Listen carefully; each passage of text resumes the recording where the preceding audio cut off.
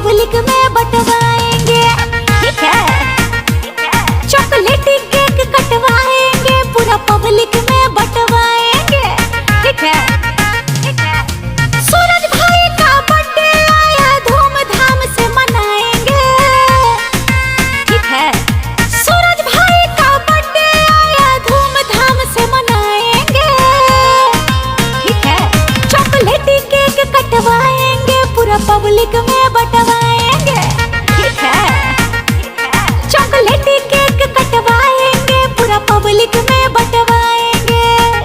ठीक है ना, पार्टी हुई कमाल के, मिली सब ढाल के। ठीक है, पार्टी हुई कमाल के, मिली सब ढाल के, मीट बियर मिली सब, खास दिन बस साल के।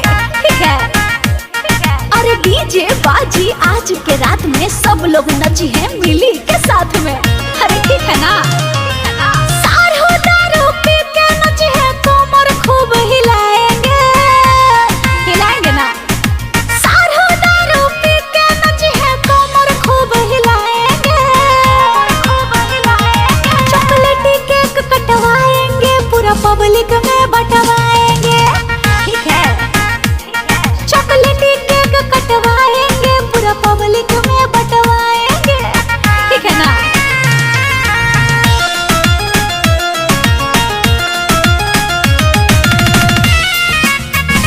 ठीक है, खुशबू उत्तम गाए गाना, सबके मन बहलाएंगे।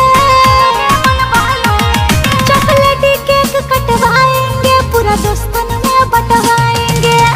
ठीक है, चॉकलेटी केक कटवाएंगे, पूरा पब्लिक में बंटवाएंगे। ठीक है ना, केक खाएंगे और सूरज भाई को हैप्पी बर्थडे बोलेंगे। हैप्पी बर्थडे सूरज भाई।